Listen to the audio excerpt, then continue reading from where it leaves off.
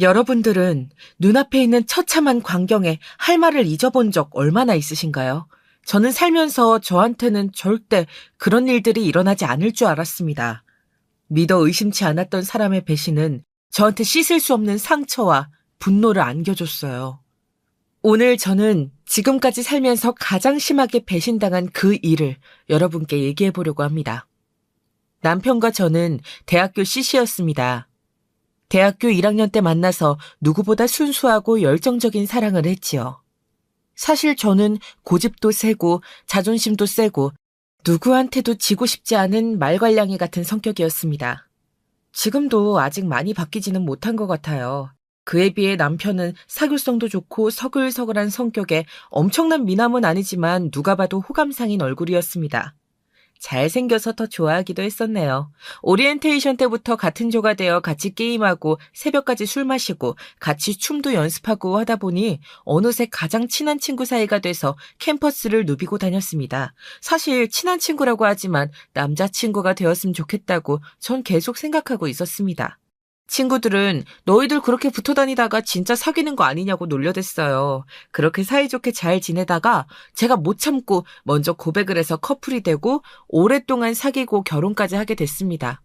친구들은 억울하지 않냐고 하더라고요. 한 남자만 만나서 그 남자랑 연애하고 결혼하는 게요. 근데 저는 정말 믿을 수 있는 남자라고 생각했기 때문에 전혀 그런 생각들이 들지 않았어요. 제 인생을 걸고 맡겨도 되는 남자, 제가 평생 믿을 수 있는 남자라고 생각했기 때문에 남자친구가 군대를 갔다 오는 동안도 계속 기다렸습니다. 그 긴 군 생활 중에서도 우리는 서로 마음 잘 지키고 싸움 한 번 한 적이 없었어요. 결혼하기 전에 이미 집안 어른들께 남편을 소개했었는데 외할머니만 빼고 다른 가족들은 다 남편을 마음에 들어 했습니다. 인상도 좋고 키도 큰 데다 성격도 서글서글해서 다들 마음에 들어 했었는데 할머니만 계속 야, 니 다시 생각해봐라. 아무리 봐도 자는 아이다. 니 다시 생각해래. 할머니, 다른 가족들은 영훈이 다 마음에 들어하고 좋아하는데 할머니만 왜 반대하세요? 뭐가 마음에 안 드시는 거예요? 결혼도 안 했는데 이런 말해서 미안하지만 자 관상이 딱 바람 피울 관상이다. 여자들이 줄줄 따라붙을 얼굴이란 말이다. 지가 가만히 있어도 붙을 상이라고. 아니 할머니, 나 쟤랑 대학교 1학년 때부터 지금까지 같이 만났는데 한 번도 딴 여자한테 눈길 주거나 바람 피운 적 한 번도 없었으니까 마음 놓으셔도 돼요. 친구들이 미팅해주겠다고 엄청 꼬시고 그랬을 때도 저만 만나고 저만 좋아했던 애라고요. 예쁘게 봐주세요. 지금이야 연애하니까 그렇지. 결혼하고 자식 새끼 놓고 좀 있어봐라. 나중에 왜 할매 그때 안 말렸냐고 울매 불매 후회하지 말고 지금 그냥 내 말 들어라. 아니야 할머니, 진짜 그럴 일 없어. 쟤 진짜 착하고 좋다니까. 착한 게 좋은 게 아니다 바보야. 착하고 정 많은 남자? 당장 만날 때 좋은 것 같지? 나중에 다 그놈의 정 때문에 사고치고 착해서 딴 여자한테도 잘해주고 그러는 기다. 이 바보 맹쥐야. 할머니는 정말 별로라고 계속 얘기하셨지만 제 마음을 돌리기에는 역부족이었어요. 제가 잘하면 그런 일 따위는 절대 일어나지 않을 거라고 생각했는데 지금 생각해도 제가 참 생각이 어렸던 것 같아요. 오랜 세월 살아오신 그 지혜로운 말들을 들었어야 했는데 이제야 이렇게 가슴 아파하면서 글을 적고 있습니다. 결혼해서 저는 남편과 딸 하나, 아들 하나를 얻었습니다. 정말 희한하게도 딸은 아빠를 쏙 빼다 닮았고 아들은 저를 빼다 박았습니다. 두 아이들 모두 성격은 제 쪽을 더 많이 닮은 것 같아요. 잘 욱하고 말 많고 솔직하고 고집센 성격이죠. 그래서 가족들만 모여 있어도 온 집안이 시끌시끌합니다. 남편은 첫째 딸만 보면 귀엽고 사랑스러워서 어쩔 줄을 몰랐습니다. 아이 키울 때 첫정이라고 하는 게 있다고 하더라고요. 게다가 자기 닮은 딸이니 진짜 오죽이나 예뻐했습니다. 사달라고 하는 거, 하고 싶은 거 모두 빚을 내서라도 해주고 싶어 했어요. 저도 그런 남편을 말렸지만 딸이 먹고 싶다고 하는 거, 갖고 싶다고 하는 게 있으면 저도 모르게 남편이랑 똑같이 행동하게 되더라고요. 남편은 은행에서 취직하게 됐는데 일 욕심도 많았어요. 꼭 지점장이 돼서 우리 딸 지점장 딸로 만들어주겠다고 하더군요. 딸이 좀 크니까 애한테 뭐든 해주고 싶어서 펀드랑 저축도 딸 이름으로 들어놓고 애 크면 주겠다고 엄청나게 설레했습니다. 우리는 엄청난 부자는 아니었지만 엄청난 일벌레들이었습니다. 남편은 은행에서 고군분투하고 저는 학습지 교사를 하면서 논술을 가르쳤어요. 둘 다 그 분야에서 정말 열정적으로 일하다 보니 자연스레 돈도 많이 벌게 되고 살림이 점점 윤택해지더군요. 남편과 저는 아이들에게 다양한 경험을 해주려고 자주 해외여행을 갔습니다. 못해도 10년 동안 10군데는 훨씬 넘게 여행을 다녔던 것 같아요. 그때 찍은 사진들만 하더라도 다 뽑지도 못할 정도로 엄청나게 많답니다. 한 번씩 사진 정리하고 구경을 다 하는데도 두세 시간은 걸리는 것 같아요. 참 추억이 많았는데 씁쓸하네요. 저는 평소에 음식 만드는 걸 참 좋아했어요. 이색적인 음식 만드는 걸 좋아했어요. 한국에서 잘 먹지 않는 외국 음식들이요. 외국 여행 나갔다가 맛집에 들러서 먹고 한국 들어오면 꼭 그 맛을 그대로 만들어 보고 싶은 거예요. 그래서 아이들 좋아하는 타코나 파스타, 스프 등 항상 새로운 거에 도전하고 즐겁게 음식을 만들어줬어요. 남편도 아이들도 잘 먹어서 늘 집에는 다양한 음식 재료들이 한가득이었습니다. 지인들도 와서 구경해보고 다 놀라더라고요. 집은 크지 않은데 어떻게 이렇게 많은 식재료들이 있냐면서요. 그리고 그 많은 게 안 상하고 잘 관리되고 있는지도 신기하다고 하더라고요. 다른 사람들이 그 당시에 잘 가지고 있지 않았던 트러플 오일과 소금 등 갖가지 향신료, 허브 등 다양하게 가지고 있어서 셰프 집에 온 것 같다고도 하고 재난 상황이 돼도 이 집에서 3개월은 먹고 살겠다고도 얘기할 만큼 손이 크기도 했습니다. 당시에는 음식해서 가족들 먹이는 게 너무 즐겁기도 했습니다. 그래서 매일 몇 끼 다양하게 참 많은 음식을 만들었던 것 같아요. 그리고 저는 남편을 아주 신뢰했습니다. 오랜 세월 봐왔기 때문이기도 했지만 남편은 항상 저를 실망시킨 적이 없었거든요. 사실 부끄럽지만 남편은 그냥 바라만 보고 있어도 좋은 사람이어서 집에 둘이 있으면 화장실 문을 열어놓고 볼일을 보기도 했어요. 남편은 문 좀 닫고 일 보라고 했지만 그 시간에도 남편을 관찰하는 게 좋더라고요. 그리고 이런 나조차도 좋아해줄 사람이란 걸 믿었기 때문에 더 자주 그렇게 했던 것 같아요. 같이 자주 목욕도 하고 등도 밀어주고 그랬죠. 남편과 함께하는 그런 시간들이 정말 재미있고 늘 좋았습니다. 결혼 전 외할머니가 저를 걱정하셨다 보니까 자주 친정 식구들이랑 만나서 식사도 하고 친가 가족들이랑도 자주 만나서 밥도 먹고 개도 하고 그랬습니다. 항상 화목한 저희 집을 다들 부러워했어요. 할머니도 조금은 이제 안심하시지 않을까 싶을 정도로 화기애애했습니다. 남편은 은행에서 인정받기 위해서 정말 열심히 일했습니다. 야근도 자주 하고 손님 접대도 자주 하더라고요. 사람들은 은행 문이 4시 반에 닫으니까 일찍 마치는 줄 알지만 그때부터 더 처리해야 할 업무도 많고 교육받아야 하는 것도 엄청 많답니다. 맨날 인터넷 강의도 들어야 하고 그래야 진급을 잘할 수 있다고 하더라고요. 그리고 고객들한테 선전을 잘해서 금융상품들도 잘 판매해야 하고 단골들을 잘 만들어야 하기도 하고요. 티나게 선전하면 또 부담을 가질 수 있으니까 부담스럽지 않게 고객의 취향도 잘 알아야 하고 니즈도 분석해야 한다면서 남편은 점점 더 바빠지기 시작했습니다. 가장이라는 무게 때문에 그렇게 열심히 했는지는 잘 모르겠지만 특히 남편은 은행 실적 전국 1등이 되겠다는 엄청난 목표를 가지고 있었기에 정말 열정적으로 일했습니다. 꿈이 너무 큰 거 아니냐고 했지만 늘 자기는 할 수 있다고 얘기하더라고요. 그런 남편이 참 대견하고 멋졌습니다. 아이들도 좀 잘하고 남편도 열심히 일하니까 저도 욕심이 생기더라고요. 저는 늘 책 읽는 것도 좋아하고 독서를 많이 했기 때문에 논술 학습지 선생님을 시작했어요. 처음에는 학생이 많지 않았지만 점점 입소문도 나고 제가 열정적으로 아이를 가르치는 데 반한 여러 어머니들이 주변 어머니들도 소개해 주셔서 학생 수도 많이 늘어났습니다. 처음에는 학생 수가 늘어나는 맛에 했는데 하다 보니 점점 더 욕심이 나서 애들이 좋은 대학에 가고 바른 생각을 하게 되게끔 저도 점점 달라지게 되더라고요. 서로 바쁘고 성격들은 확실하다 보니 내 식구 모두 잘 화도 내고 자주 싸우기도 했지만 그게 또 사람 사는 재미처럼 느껴지더라고요. 시끌벅적하고 사람 냄새 나는 사실 저는 이런 가족들의 모습마저도 사랑스럽고 좋았습니다. 그런데 점점 남편이 너무 바빠지기 시작했어요. 지역 1등도 아니고 매달 전국 1등 실적을 내려고 하니 집에 자정이 넘어서 들어오는 건 주말 빼고 평일 다였던 것 같아요. 아니, 이러다 쓰러지겠어. 실적도 좋은데 몸은 좀 생각하면서 해야지.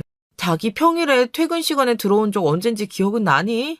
내가 누구를 위해서 이렇게 열심히 일하는지 당신도 다 알잖아. 내 몸은 내가 잘 신경 쓰고 있으니까 걱정 그만해. 나는 이번 달에 목표 달성해서 빨리 부점장 될 거라고. 부점장 좀 천천히 되면 어때? 가족들이랑 시간도 좀 같이 보내고 이번에 국내 여행이라도 좀 갔다 오자 우리. 아 진짜 지금이 얼마나 중요한 시기인데 그런 말도 안 되는 소리를 하는 거야. 당신 내가 만년 차장에 머물러 있으면 좋겠어? 당신 나이에 차장도 빠른 거잖아. 천천히 승진해도 괜찮으니까. 아침부터 속에서 천불나는 소리 하지 마. 나 간다. 오늘도 늦어. 기다리지 말고 자. 남편이 유명해지고 승진을 하면 할수록 얼굴 보기는 점점 더 힘들어지더라고요. 요번 주말에 우리 속초 바닷가 갔다 올까? 당신이랑 애들 갔다 와. 나는 오늘 땡땡땡 사장님 골프 모임 있어서 같이 필드 돌기로 했어. 아니, 휴일까지 그렇게 접대하고 이래야 돼? 참 팔자 좋은 소리 한다. 이 사장님이 얼마나 큰 손인지 알아? 나랑 같이 친해지고 나서 우리 은행에 맡긴 돈만 해도 50억이 넘어. 다른 은행에는 더 돈을 많이 넣어놨다는데 내가 이분 모셔오고 나서 얼마나 인정을 받았는데 고객 유치하려면 남들보다 배로 더 노력하고 애써야. 안 그럼 현상 유지밖에 못한다고. 하여튼 같이 잘 놀러 갔다 와. 애들 맛있는 거 많이 사주고 다영이랑 준영이 옷도 좀 좋은 걸로 사 입히고. 알았어. 너무 무리하지 말고 잘 먹고 다니고 술은 조금만 먹어. 그 이후에도 남편과 여행은 거의 못 갔어요. 남편은 실적에 올인한 공로를 인정받아서 전국에서 최연소 부지점장이 됐습니다. 서울도 아닌 지방에서 이런 성과를 낸다고 하는 게 정말 이례적이라고 하더군요. 가족끼리 오랜만에 모여서 외식이라도 하려고 했는데 여전히 돌아오는 대답은 오늘도 늦어 였습니다. 하지만 정말 열심히 노력하고 사는 남편을 알고 있기에 남편이 너무 자랑스럽고 좋았습니다. 직원들이랑 축배를 드나보다 하고 저는 친구들을 만났습니다. 친구들이랑 만나도 어깨가 으쓱하고 올라가는 건 숨길 수가 없었지요. 이른 나이에 성공한 남자의 아내라니 사실 조금 꿈 같기도 했습니다. 일명 사모님이 된 거니까요. 얘들아 들었니? 지영이 남편 부지점장 됐대. 남편 이번에 전국 최연소 부지점장이라면서? 와 진짜 대단하다. 학교 때부터 그렇게 붙어 다니더라니. 참 네가 사람 보는 눈은 예술이라니까. 부러워서 너무 배 아프다 야. 너 오늘 한턱 거하겠어. 야 진짜 너무 잘됐다. 그 이른 나이에 웬일이니. 네가 남편 복은 최고다 야. 야, 너는 검사면서 뭘 그래. 우리나라 법조계를 주름 잡는 어르신께서 나를 부러워하기는. 그냥 난 네가 부럽다. 우리 남편 죄미 하나도 없어. 나도 친구 같은 남편이랑 살고 싶다. 그 친구 같은 남편 너무 바빠서 이제 얼굴 보기도 힘들다 힘들어. 매일 새로운 남편 같다는 말을 이렇게 돌려서 하는 거야? 나 우리 남편 아침에 얼굴만 봐도 지겨워 죽겠다 지겨워. 이 인간 전에도 바람 튀어서 내가 벼르고 있거든. 네 남편도 성공하는 것도 좋지만 잘 지켜봐. 좋은 음식엔 파리가 꼬이는 법이니까. 그래 고마워. 오늘 남편 승진 기념으로 내가 쏠 테니까 먹고 싶은 거 다 말해. 진숙이는 사실 남편이 몰래 바람을 피워서 한동안 마음고생을 엄청나게 했었습니다. 만나서 위로해주고 같이 시간도 많이 보냈었어요. 저는 남편에 대한 믿음이 있었다 보니까 남편 회사 생활과 주변 사람들에게 크게 신경을 쓰지 않았지만 그래도 안심하지 말라고 하더라고요.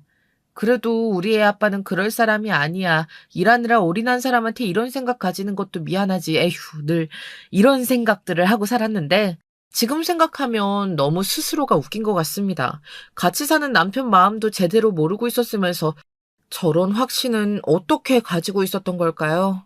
남편이 실적에 올인하고 또 올인하는 동안 저랑 아이들은 방콕, 일본, 필리핀 여행을 했어요.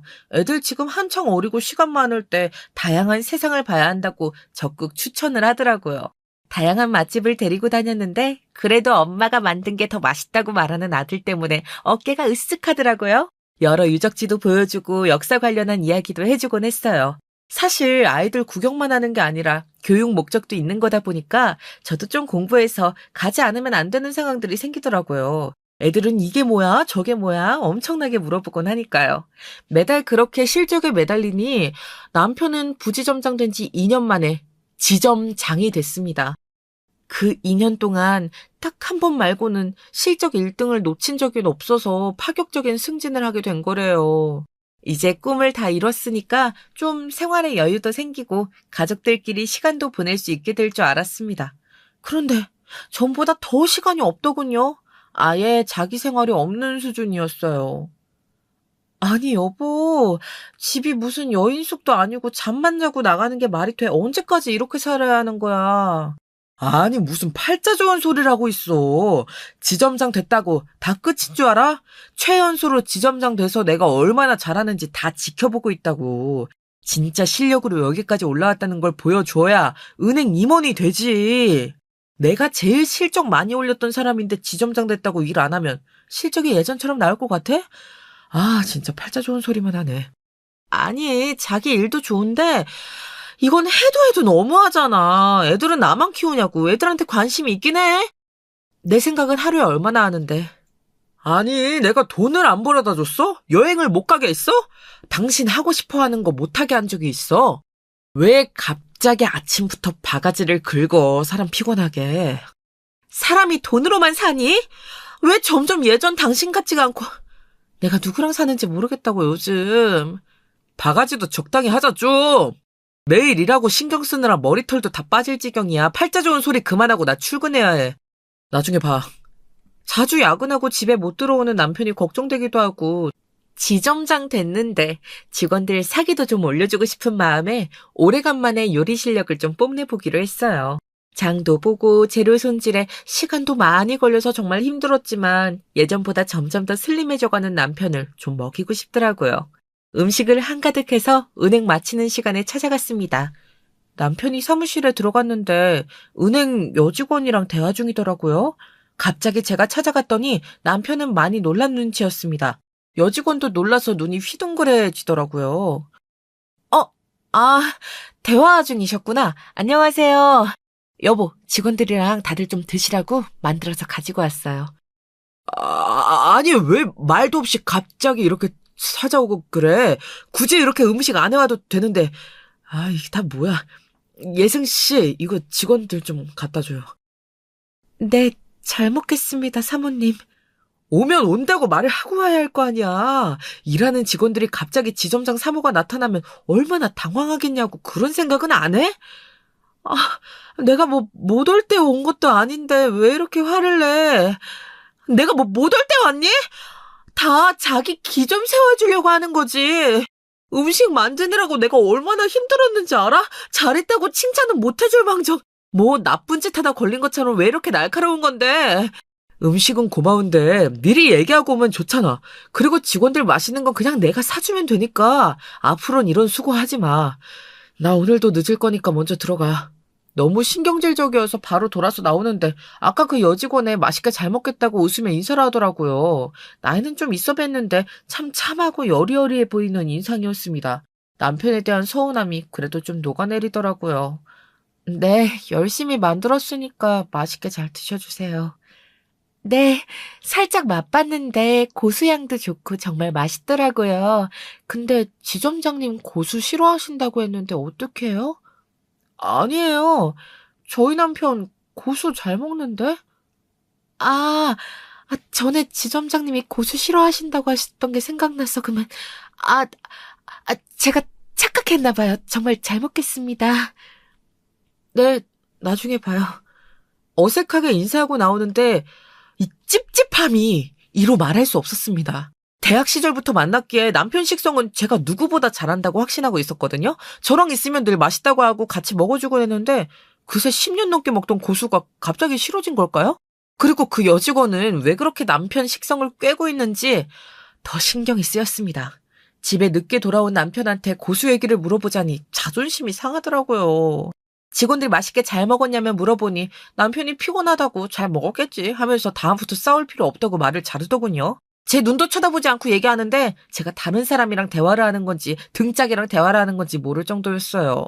남편이 점점 일에 지쳐가서 이런 건지 성격이 이상하게 바뀌어가는 것만 같았습니다. 서운하기도 하고 이제 점점 남편이랑 정상적인 대화가 잘 안 된다는 생각이 많이 들더라고요.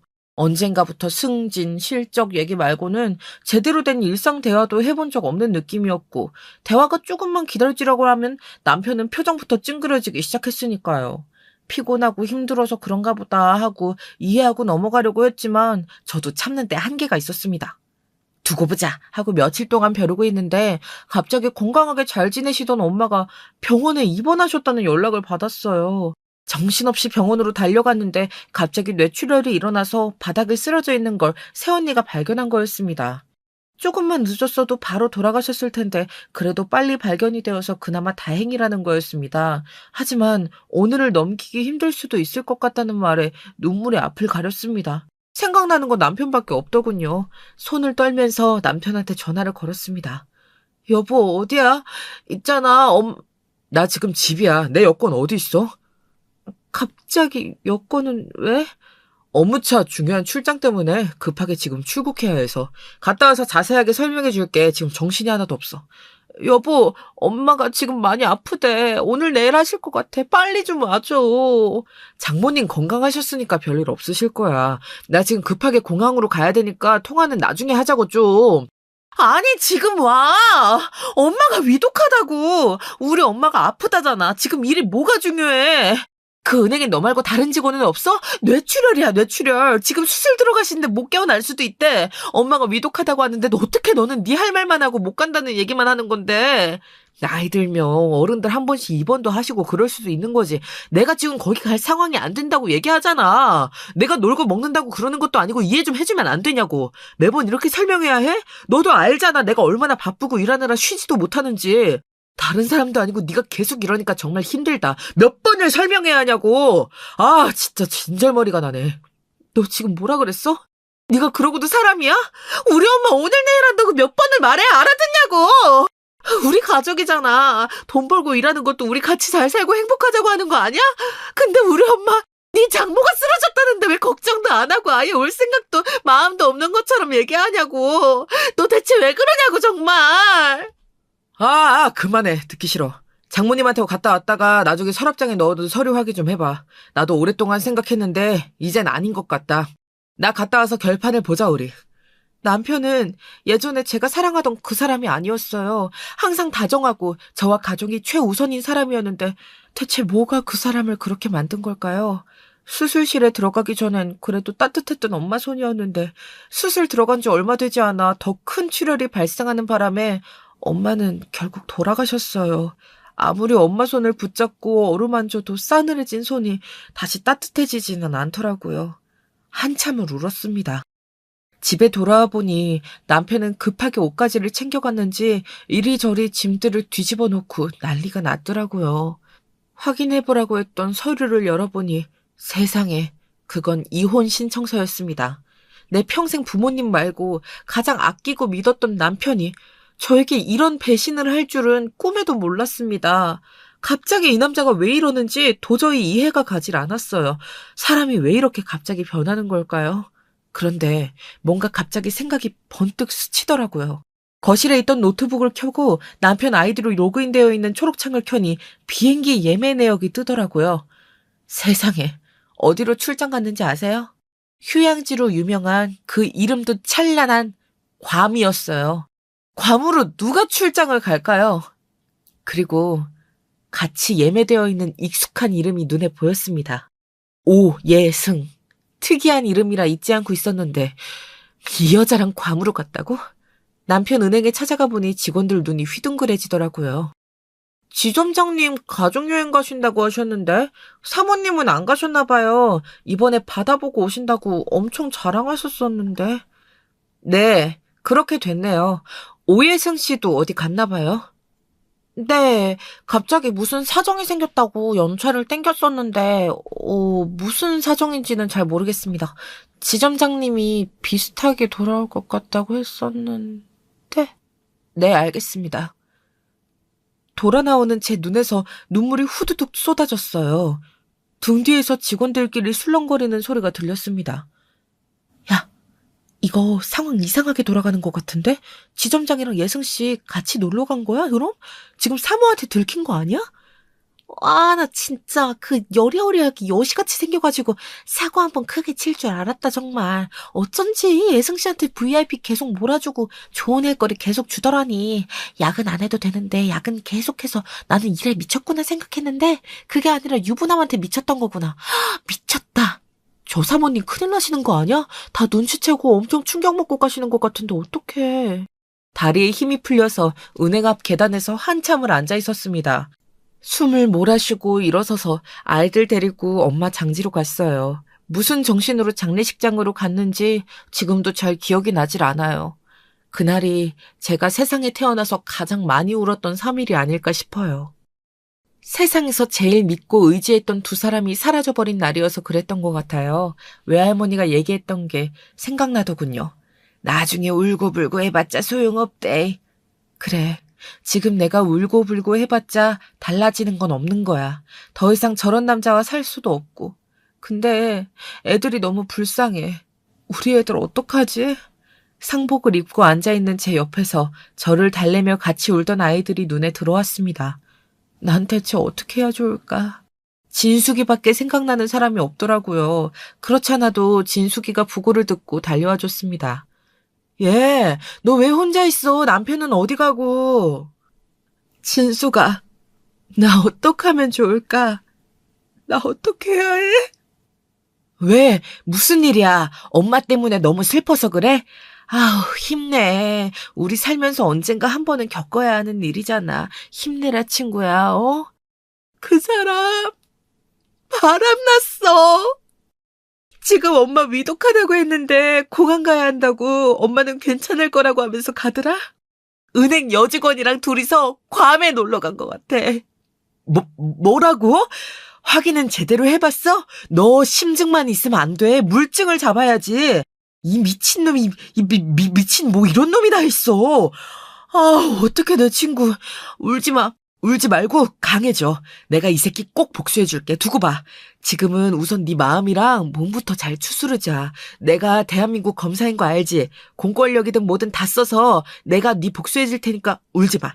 지금은 엄마 잘 보내드리자. 뭐 좀 먹자 너. 아무것도 안 먹었지? 세상에, 그래도 진숙이라도 있어서 밥도 먹고 힘을 좀 낸 것 같아요. 애들도 제가 울기만 하다가 밥도 먹고 얘기도 하니까 좀 안심을 하더라고요.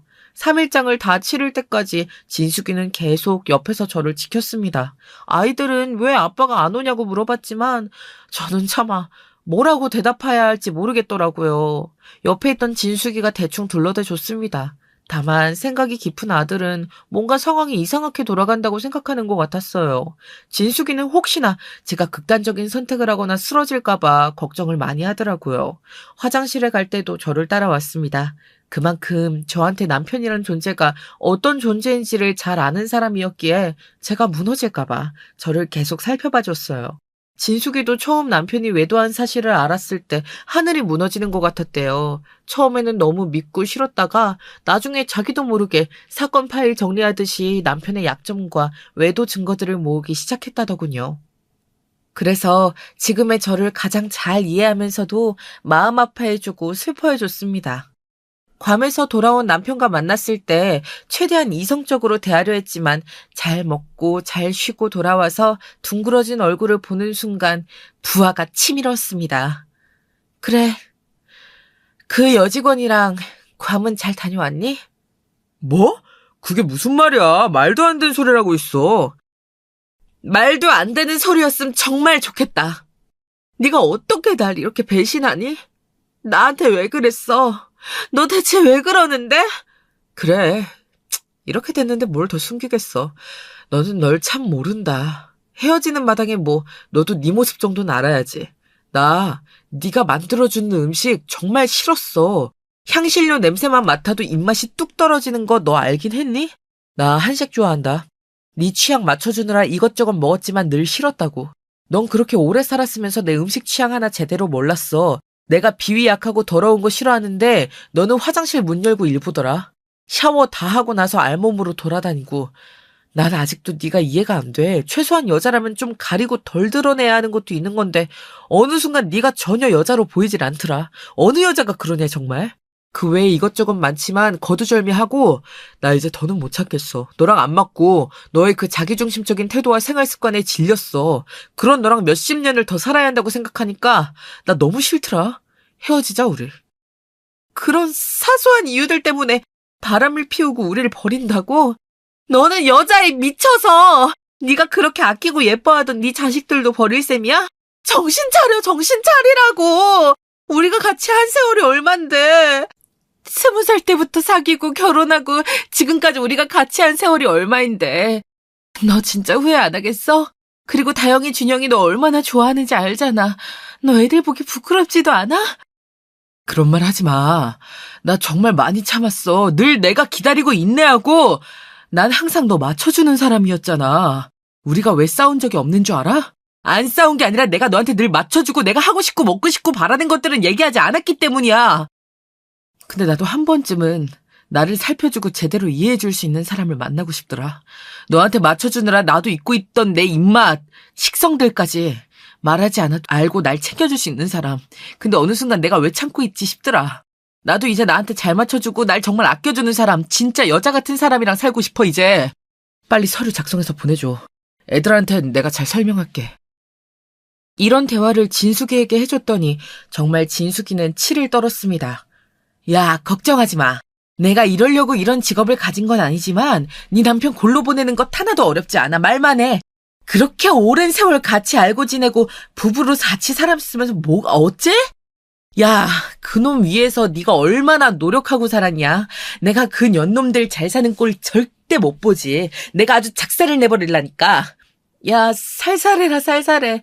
남편은 네가 박살내 줄 것 같은데 난 애들이 너무 상처 입을까 봐 걱정이야. 애들이 아빠를 정말 좋아했는데 어떡하지? 애들 한창 사춘기인데. 애들 다 어리지만은 않아. 너무 걱정 말어. 다 이해할 거야. 요즘 옛날처럼 이혼이 큰 이슈가 아니잖아.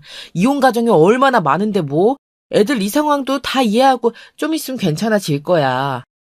도리어 엄마가 바람핀 남편이랑 이혼 안 하고 우라병 걸려서 계속 참고만 있다는 걸 알면 더 충격 먹지 않을까? 네 자식들 나도 알잖아. 충분히 말귀 다 알아먹고 성숙했어. 걱정 마.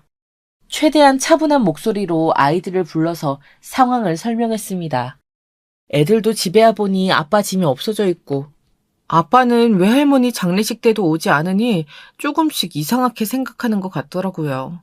사실을 다 얘기했더니 딸도 아들도 충격이 대단했습니다. 아이들은 한동안 믿지 않았어요. 우리 아빠가 그럴 리가 없다고 난리였죠. 애 아빠가 애들한테 연락해서 엄마랑 따로 살게 됐다라고 얘기했는데 딸이 계속 남편한테 바람 폈냐고 물어봤다고 하더라고요. 남편이 우물쭈물하자 그 자리에서 일어서서 바로 동생 손을 잡고 나왔대요. 둘 다 아빠 잊고 잘 살 수 있다면서 엄마 꼭 힘내라고 저를 안아주는데 참 많이 슬펐습니다. 씩씩하게 말하던 큰딸 방에서 입을 틀어막고 울음을 삼키는 소리가 계속 들렸어요. 들어가서 위로해주려고 하다가 혼자만의 시간도 좀 필요할 것 같아서 그냥 뒀습니다. 저는 이후로 자주 아이들이랑 시간도 보내고 대화를 자주 했어요. 처음에는 지금의 상황을 이해 못하고 괴로워하던 아이들도 상황을 받아들이고 아빠 없는 삶이 익숙해져 가더라고요. 한편으로 사춘기 시절을 마음껏 누리지 못하고 이렇게 보내게 해서 너무 미안한 마음이 컸습니다. 하지만 철딱선이 없던 모습에서 아이들도 많이 성숙해지고 이해심도 깊어지더라고요.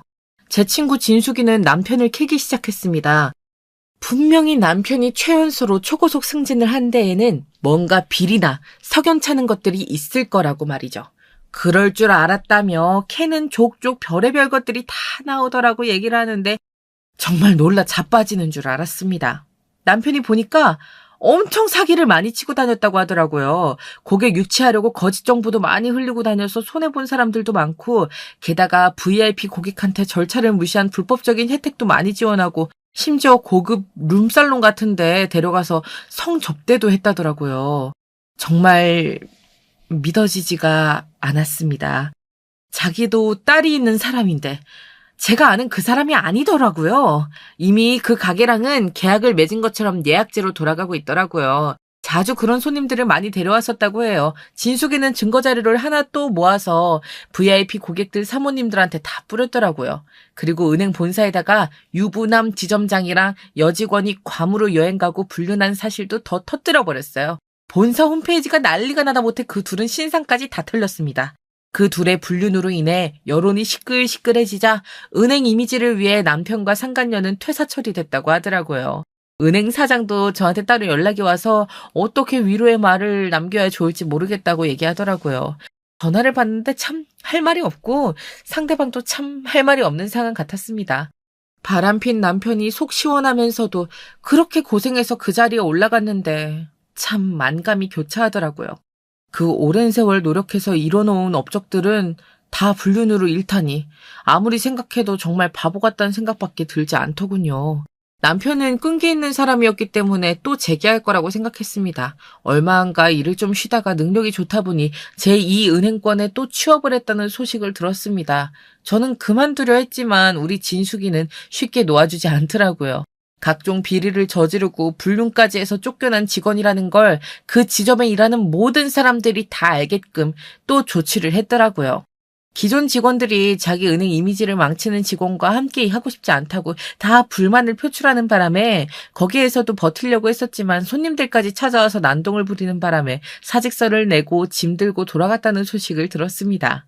그래도 모아놓은 재산도 있고 잘 살고 있겠거니 생각했습니다.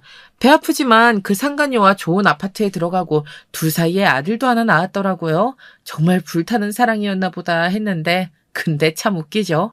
하늘도 그 바퀴벌레 커플은 보기 싫었나 봅니다. 그 여자가 호리호리 보이고 참 여성스럽다고 생각했는데 알고 보니 몸이 참 약한 여자더라고요. 결혼하면서 몸이 더 안 좋아졌는데 그 몸으로 아이를 낳고 원래 약했던 신장이 더 안 좋아져서 계속 투석을 받아야 한다더군요. 계속 안 좋은 소식만 들리길래 내가 너무 저주를 했나 싶었습니다. 그 여자는 결국 신장 이식도 받아야 한다고 해서 수술을 했는데 거부 반응이 일어나서 다시 안 좋아져서 또 수술을 받아야 한대요. 게다가 낳은 아이도 몸이 너무 약해서 맨날 병원 신세를 져야 한다고 하더라고요. 전 남편이 혼자 고군분투를 하겠다 싶었습니다. 자기가 자초한 일이니 어쩔 수 없지만요. 일도 오랫동안 쉬고 있는데 그 여자와 아들을 뒷바라지하느라 비싼 아파트도 팔고 작은 평수에 전세로 들어갔다고 하더라고요.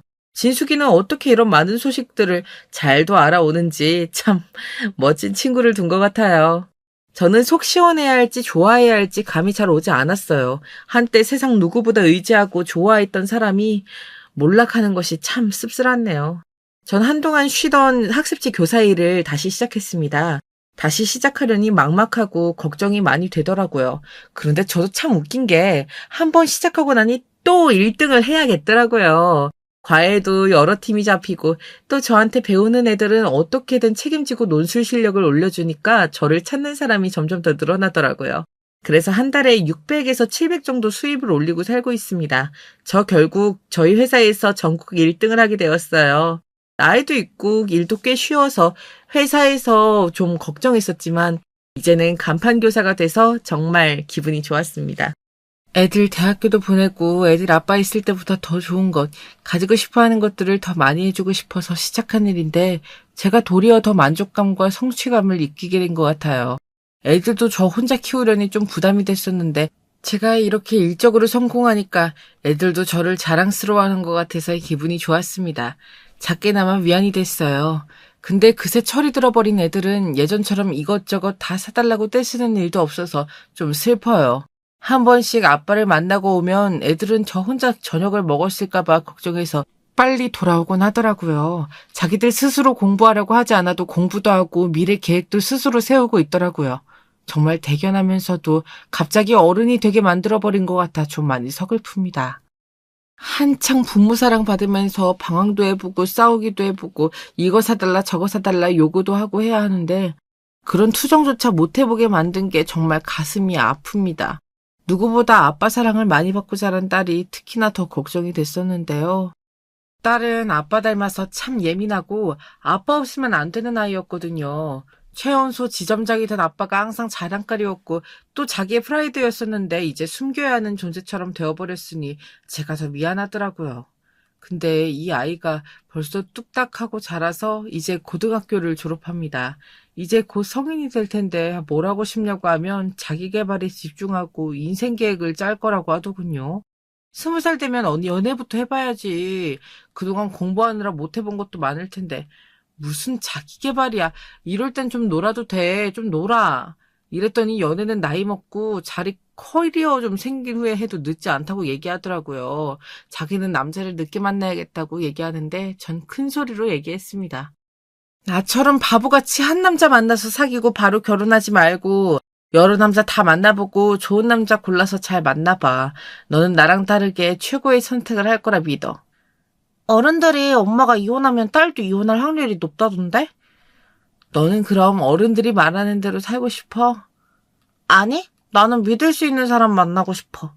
그러니까 대학 가서 이 남자 저 남자 가리지 말고 신나게 만나봐. 여러 남자를 만나봐야 누가 괜찮은지 믿을 수 있는 남자인데 알 수 있으니까. 근데 피임은 꼭 해라. 오마이갓, 엄마. 아, 재밌다. 나는 네가 이렇게 밝게 재밌게 살았으면 좋겠어, 다영아. 우리 같이 재미있게 살아보자. 엄마. 이리 와. 내가 안아줄게. 예전보다 저희는 사이가 더 좋아진 것 같아요. 철딱선이 없던 딸은 사라지고 저와 대화할 수 있는 사람이 갑자기 생긴 느낌이라고 해야 할까요? 남편의 부재는 저를 아직도 한 번씩 불안에 떨게 하고 열받게 하기도 하고 우울하게 하기도 합니다. 참 열심히 살려고 했던 사람인데 저한테 정말 많이 맞춰준 사람이기도 했고요. 아직까지도 제가 만들어준 음식이 싫다고 했던 그 얘기 때문에 조금 마음이 힘들 때가 많습니다. 아이들한테도 정말 맛있나? 이런 이국적인 맛인데 싫지 않나? 계속 물어보고 불안해하는 버릇도 생겼어요. 그런데 저렇게 물어보니까 여러 가지 피드백을 받을 수 있더라고요. 아이들도 솔직하게 이건 이렇다 저건 저렇다 대답해주니까 다들 만족할 만한 맛을 낼 수 있었어요. 저는 제 감정에 집중하고 치우쳐 있느라 주변 사람들을 살펴보고 배려해주는 게 많이 부족했던 것 같아요. 내가 좋아하는 거니까 내 입에 맞으니까 남의 입에도 맞고 좋아하겠지. 그렇게 생각했었거든요. 제가 모든 걸 다 알고 당연히 그렇게 믿었던 것들에 대해서 다시 바라보게 됐습니다. 조금 일찍 이런 부분을 알았다면 우리 결혼 생활은 좀 달라졌었을까요? 이혼은 흠이 아닌 세상이 됐지만 아이들을 생각하면 마음이 걸리는 것들이 생기더라고요. 결혼식 때 신부 입장할 때라든지 부모님이 앉는 자리에 나 혼자 덩그러니 앉아있는 거라든지 그런 것들이 많이 생각이 들더라고요. 딸한테 얘기하니까 그건 그때 가서 생각하자고 하더라고요. 그게 정답이네 하고 한참을 웃었답니다. 며칠 뒤에 진숙이랑 같이 유럽 여행을 가기로 했어요. 우리 둘 다 솔로니까 간 김에 외국 남자도 한번 만나보자고 하더라고요. 한국 남자 만나서 실패했지만 외국에 가서 우리 진정한 짝이 있을지 어떻게 하냐고. 같이 피부과 들리고 예쁜 원피스도 하나씩 사서 설레하고 있네요. 이제는 조금 더 유하게 상대방도 배려하고 내가 더 베풀면서 살아보려고 해요. 좋은 것도 많이 보고 애들한테도 좋은 걸 더 알려주고 바르게 잘 살 수 있게 만들어주고 싶습니다. 이 좋고 편한 세상에 좋은 때에 태어나서 정말 열심히 노력하고 제 삶을 빛나는 것들로 채워보려고 합니다. 여러분들도 지금 어떤 힘든 상황인지 혹은 어떤 사람들 때문에 힘들 수도 있을 것 같아요. 저처럼 불행이 갑자기 찾아와서 고통스럽고 혼란한 분들도 있을 것 같고요. 그 불안함에만 집중하지 마시고 주변의 도움을 받으시고 힘을 내셨으면 좋겠습니다. 불안함과 힘듦에만 집중하다 보면 주변에 있는 고마운 사람들, 빛나는 것들, 따뜻함, 소중한 그 순간들을 놓치고 지나가게 되는 것 같아요. 사실 우리는 늘 살만하니까 살아가고 있는 건 아니잖아요. 좋을 때도 있지만 힘들 때도 더 많고요. 고통에 집중하지 않아야 모든 상황들을 지나갈 수 있게 되는 것 같아요. 그리고 정말 명확한 사실은 지나갈 일은 지나가는 것 같아요. 가끔씩 시간이 흘러가는 게 야속하지만 또 시간이 흘러가기 때문에 이렇게 살아갈 수 있다는 것도 깨달아지더라고요. 너무 철학적인 얘기인지 몰라도 시간이 유한하고 흘러가고 있기 때문에 소중한 걸 소중하다고도 알게 되고 그 순간에 최선을 다하려고 하게 되는 것 같아요. 지금까지 살아온 모든 날들이 저에게 후회로 많이 남았지만 그 대신 앞으로 살아갈 더 많은 날들을 더 열심히 살아가 보려는 의지도 세우게 되는 것 같아요. 이런 과정들 속에서 저도 더 단단해지고 변화하고 있어서 좋은 것 같아요. 저는 나이를 먹는 게 아니라 제가 더 영들어가고 있다는 생각이 들어서 요즘 더 만족하고 있답니다. 저는 요즘 자주 김범수의 지나간다 노래를 듣곤 하는데요. 그 노래 가사처럼 고통도 지나가고 끝이 있더라고요. 힘든 모든 분들도 다 힘이 나셨으면 좋겠습니다. 힘든 일 뒤엔 늘 좋은 일들이 가득하길 빕니다. 다들 화이팅! 안녕하세요. 저는 무려 4남매 집안에서 나고 자란 사람이에요. 제가 학교를 다니던 시절에도 항상 학급에서 형제가 가장 많은 축에 속했어요. 그리고 저는 4명 중에서 막내였는데요. 환경에 영향이 있었던 걸까요? 저는 어렸을 때부터 조금 천방지축이었어요. 아이고 머리야. 쟤는 거기서 뭐가 되려고 여자애가 저렇게 왈가닥일까. 미영아, 너 엄마가 학교에서 쌈박질하지 말고 선생님 말씀에 말대꾸 하지 말고 운동장에서 옷 더럽히며 놀지 말라고 했지. 너 왜 자꾸 엄마 말 안 듣고 오늘도 학교에서 사고란 사고에 다 치고 왔어. 내가 싸우려고 싸운 게 아니라 걔가 먼저 시비를 걸었단 말이야. 그리고 큰오빠가 나한테 절대 아무한테도 기죽지 말고 어깨 펴고 다니랬어. 누가 먼저 시비를 걸면 절대 참지 말고 반격하라고 했단 말이야. 뭐야? 준영이가 또 너한테 그런 소리를 했어? 집안에 대들 보여야 할 우리 장남이 수험 공부에 매진하지는 못할 망정 자기 막내 동생한테 그딴 소리나 해? 내가 이걸 그냥... 덕분에 친정엄마의 혈압을 제가 항상 높여드렸었죠. 어렸을 때는 미처 알지 못했었지만 그 오빠가 저한테 그런 조언을 해주었던 이유는 대리만족 때문이었어요. 왜냐하면 본인은 그렇게 크지 못했거든요. 큰오빠는 타고난 성격이 온순하고 소심하기도 했지만 장남이라는 이유로 친정부모님의 과도한 기대에 짓눌려 압박을 받으며 억지로 모범생으로 자라나야 했습니다. 그런 큰오빠의 눈에 비친 어린 막내 동생은 본인을 대신해서 아주 당당하게 놀아줄 제목으로 보였겠지요. 큰오빠가 첫째였고 둘째가 언니였어요. 언니는 희한하게도 누가 그러라고 한 것도 아닌데 큰오빠를 자기 라이벌 삼고 공부에 전념을 해왔어요. 둘이 연년생이라서 라이벌 의식이 있었던 걸 수도 있죠. 언니라는 이유로 부모님의 관심과 기대를 맨날 독차지하는데 내가 오빠보다 빠지는 게 뭐가 있어? 이건 너무 불공평해. 그딴 공부벌레 내가 이겨서 짓눌러 버릴 거야. 언니, 근데 오빠는 공부하는 거 싫어해서 저번에 보니까 막 울면서 문제집 풀던데? 혹시 언니만 혼자 착각하는 거 아니야? 야, 그거 다 연기야. 그렇게 해서 나를 방심시킨 후에 성적 잘 받아와서 부모님의 칭찬을 독차지하려는 계획이야. 그러면 나는 또 두 번째로 밀려날걸? 두고 봐. 이번에야말로 그 공부벌레를 이겨보일 테니까. 근데 미영이 너는 꼬맹이 주제에 말을 왜 이렇게 잘해? 내가 네 나이 때는 그렇게까지 말을 못했던 것 같은데. 너는 애답지 않게 애가 하여간 신랄해. 그때 친정엄마가 다가와서 언니의 꿀밤을 때렸었죠. 어린 동생한테 그런 말 하는 거 아니라고 하시면서요. 언니는 굉장히 서러워했었는데 신랄하다는 소리를 해서 혼났다는 사실에 서러워한 게 아니라 엄마한테 미움받고 한 소리 들었다는 자체를 서러워했습니다. 네, 맞아요. 언니는 부모님의 애정을 유달리 갈구하는 자식이었던 거예요. 그러니 첫째인 큰오빠를 자꾸 질투하며 경쟁자 삼은 것이었죠. 언니는 대학교를 졸업한 후 미국으로 가서 짧게 경력을 쌓은 후에 한국에 돌아와서 우리나라 굴지의 대기업에 들어갔습니다. 큰오빠는 대기업은 아니고 탄탄한 중견기업에 들어갔는데요. 여기서 능력을 인정받아서 입사한 지 단 1년 만에 파격적인 고속 승진을 하였습니다. 제가 알기로는 그래서 그곳이 활발칵 뒤집혔다네요. 낙하산이라는 소문까지 돌았다고 하던데 큰오빠는 자기 능력으로 모든 걸 증명해 보였죠. 그러자 큰오빠에 대한 평가를 점점 더 높아졌다고 해요. 억울한 걸 호소하지도 않고 묵묵하게 자기 자리에서 일을 하며 결국 결과로 보여준 것이 멋있다는 것이었는데요. 큰오빠가 밝힌 진상은 이러했습니다. 낙하산 아니라고 동네 방네 확성기 들고 떠들고 싶었어.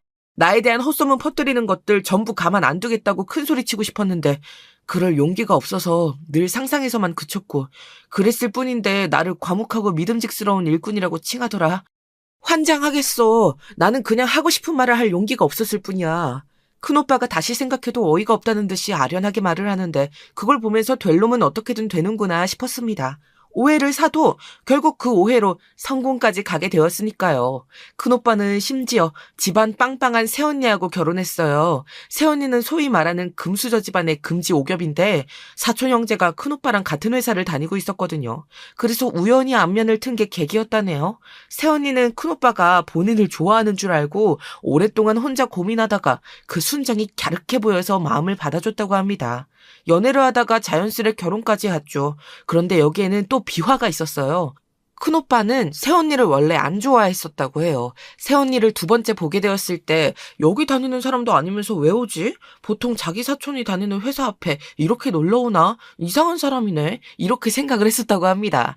그러면서 빤히 쳐다봤었는데 그게 새언니가 하게 된 착각의 시작이었던 거죠. 그런데 새언니가 고백을 받아주겠다고 했었을 때 큰오빠는 그건 착각이라는 말을 차마 할 용기가 없어서 얼떨결에 알았다고 해버렸고, 그런데 세상에 결혼까지 갔던 거예요. 새언니는 나중에 이걸 알고 모멸감에 거품을 물었다고 합니다. 여지껏 잘 살고 있으니 어쨌든 천생연분이었었던 거겠죠. 큰 오빠의 결혼을 보고 나서 언니는 결혼 상대를 골랐어요. 큰 오빠가 돈은 많지만 개인 능력은 떨어지는 여자와 결혼을 했으니 언니는 자기가 반드시 엘리트와 결혼을 해야 한다고 여겼다고 합니다. 그래서 언니가 어떤 사람과 결혼했냐고요? 같이 대기업 다니는 직장 동료? 아니죠. 그런 정도에 지나치면 우리 언니가 아니에요. 바로 의사였습니다. 제 형부는 의사예요. 저희 집안 첫째와 둘째 재미있고도 엄청난 것 같지 않나요? 하지만 아직 소개가 안 된 셋째에 비하면 파격적이진 않아요. 친정 엄마께서는 탄식하시며 작은 오빠와 저를 향해 이런 말씀을 예전에 자주 하셨었죠. 안타깝게도 건영이 민영이 너네 둘은 나를 닮았어. 이 엄마를 닮았다고. 이 바보 같은 것들아. 너희는 왜 준영이하고 나영이처럼 너희 아빠를 닮지 않은 거야. 그랬다면 머리도 좋고 끈기도 좋았을 텐데 너희는 기본적으로 책상 앞에 오래 앉아있을 수가 없어. 그게 왜 그런 줄 아니? 바로 나를 닮아서야. 아유, 속상해라. 이러 어쩜 좋아. 엄마는 왜 학교 시험 기간만 되면 그런 소리를 해. 그런다고 해서 작은 오빠하고 내 시험 성적이 오르는 건 아니야. 엄마 마음만 더 아파져.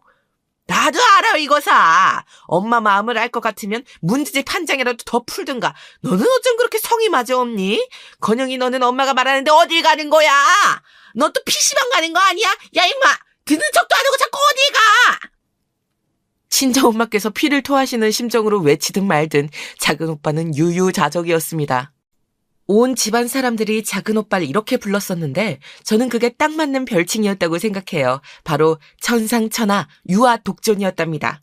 독선적인 작은 오빠의 태도하고 잘 맞아떨어졌지요. 제가 왈가닥 같은 성격으로 활개를 치고 다녔다면 작은 오빠는 겉으로 크게 티를 내지 않으면서 사고는 크게 치는 숨은 고수 같은 사람이었습니다. 공부에는 흥미가 없으니 호기심은 쓸데없이 많아서 학교 과학실에 있는 실험용 알코올과 소주가 얼마나 흡사한지 비교를 한다거나 리코더에 불을 붙여본다거나 이런 실험을 자주 해서 학교의 골칫덩이였습니다.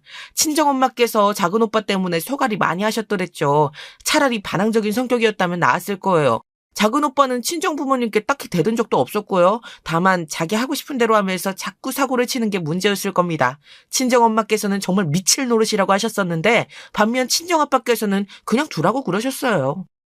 우리 셋째가 그러는 게 난 대범하고도 비범하다고 생각해. 사람이 어떻게 천편일률적으로만 행동하고 살겠어.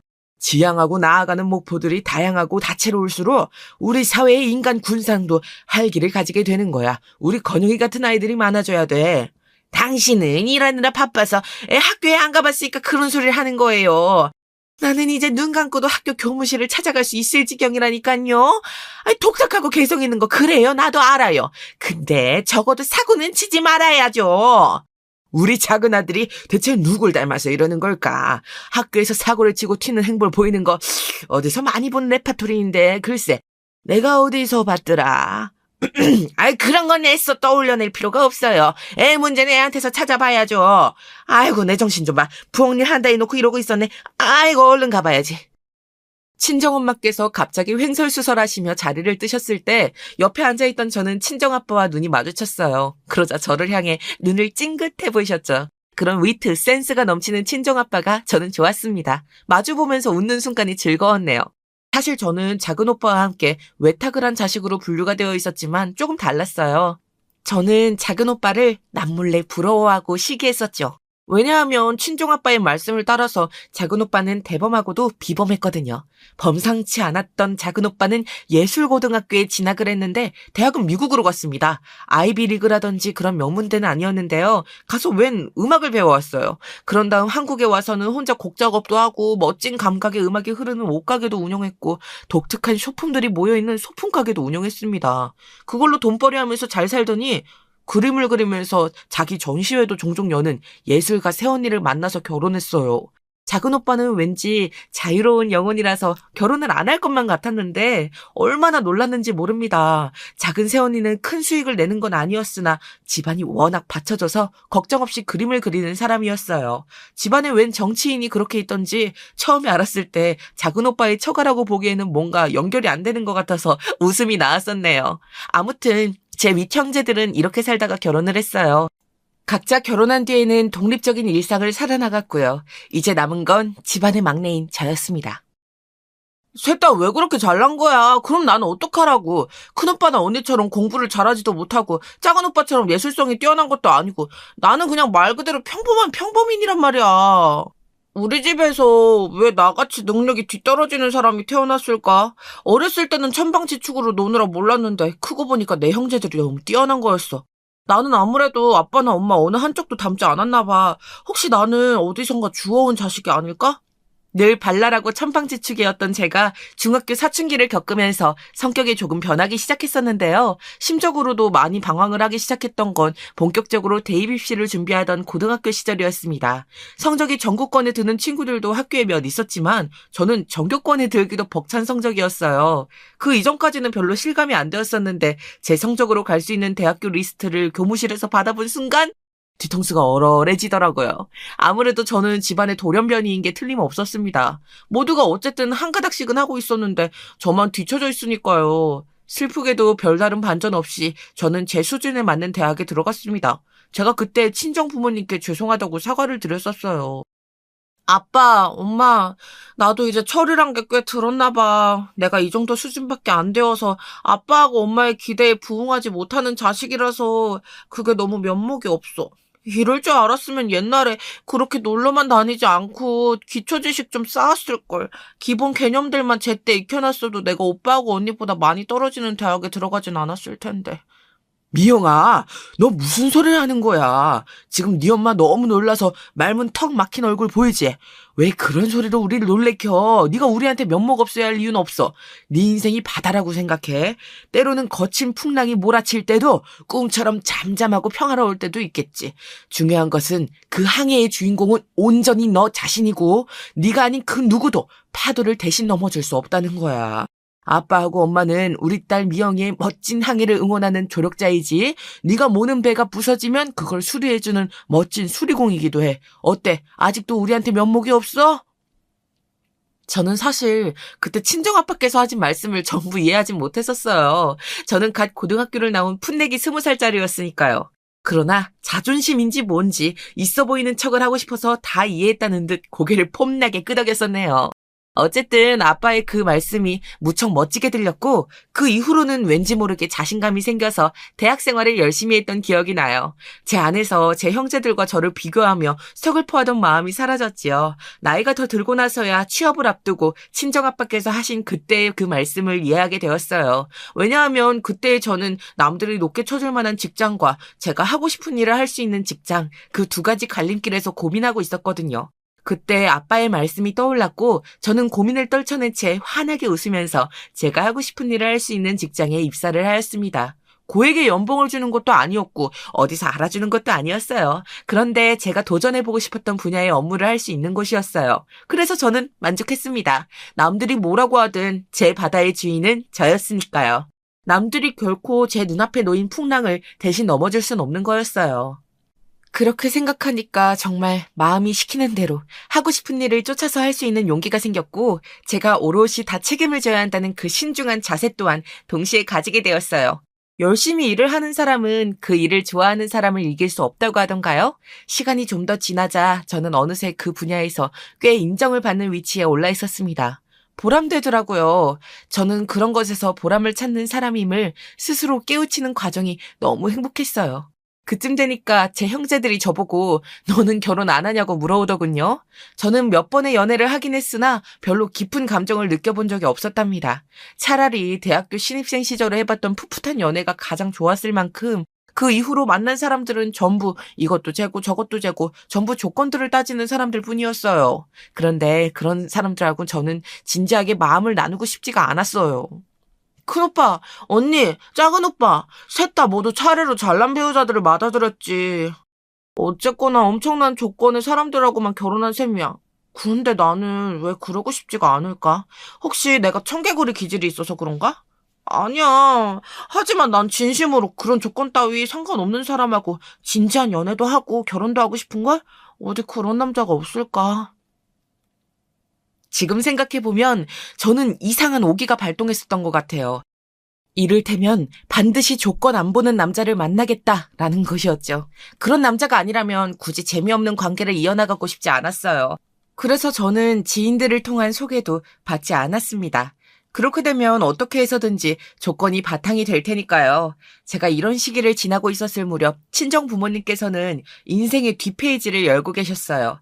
지금까지 살아오신 것과는 달리 살아보시며 인생의 황혼기를 의미 있게 보내고 싶다 하셨지요. 친정엄마께서는 원래 취미로 그림도 그리시고 꽃꽂이도 하시고 소품을 직접 만들기도 하셨는데요. 한마디로 손재주가 있으신 분이에요. 그걸 바탕으로 수공예품을 만들어서 판매하고 그걸로 얻은 수익금을 사회단체에 기부하는 활동을 시작하셨어요. 엄마, 그런 건 어떻게 알고 시작하시게 된 거야? 누가 어디서 같이 하자고 엄마 꼬드긴 거야?